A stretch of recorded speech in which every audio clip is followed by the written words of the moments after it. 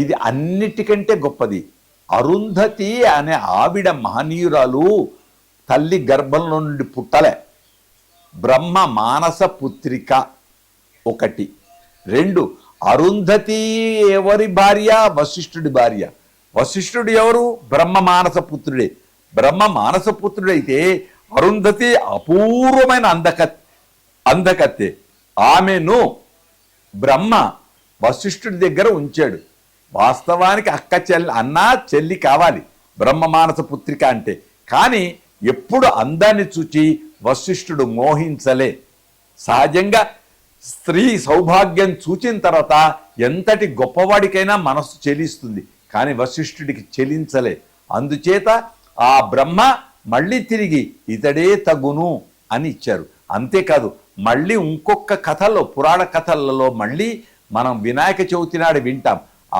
ఏది అగ్ని రూపంలో అందరి భార్యల యొక్క తక్కిన గ్రహాల యొక్క భార్యల యొక్క ఋషుల సప్తర్షి మండలంలో 6 ఋషుల భార్యల రూపం మార్చుకొని వెళ్ళాడు తప్ప అగ్నిగా అరుంధతి దగ్గరికి వెళ్ళలేడు.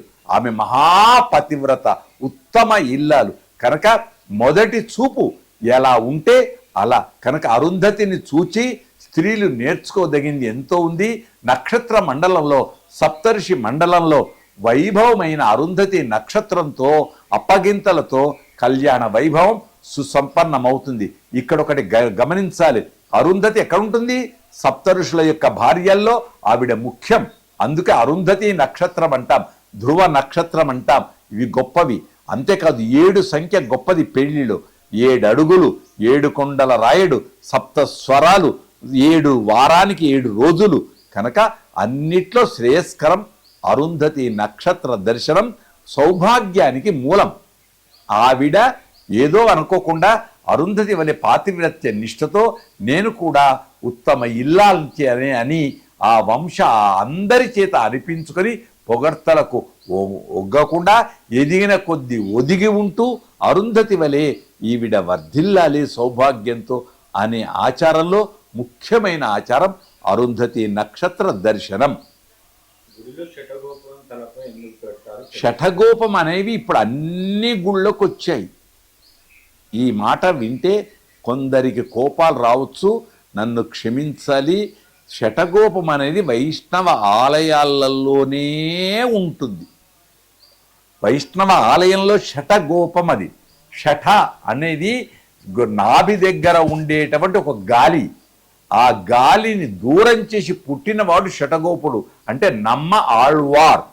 ఆయన పుట్టుకతోటే పిండంగా ముద్దగా ఉన్నాడు. ఈ పెద్ద చరిత్ర, చాలా గొప్ప చరిత్ర. ఆయన సశరీరంగా ఆ స్వర్గానికి చేరుకున్నాడు, పరమాళ్లను ఆశ్రయించాడు.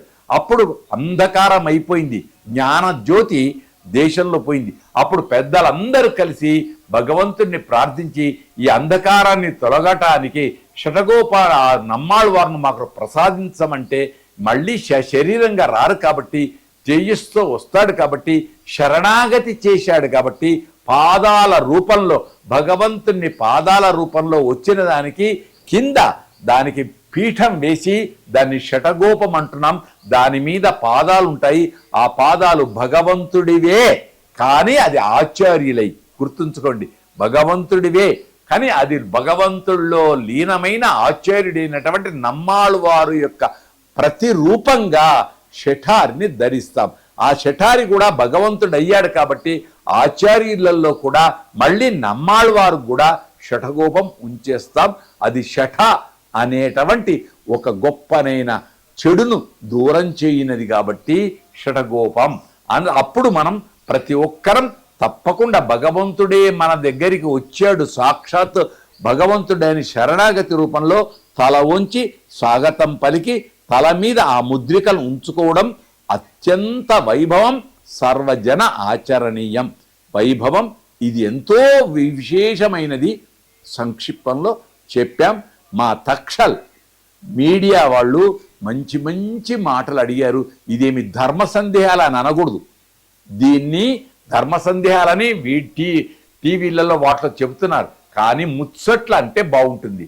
ముచ్చట్ల రూపంలో ఇద్దరము ముచ్చటించుకొనుట, మంచిని నేర్చుకొనుట, చెడును దూరం చెయ్యుట వీలైనంత వరకు అంటే బాగుంటుంది అని మా అభిప్రాయం. మా తక్షల్ మీడియాకు అనేక శుభాకాంక్షలు.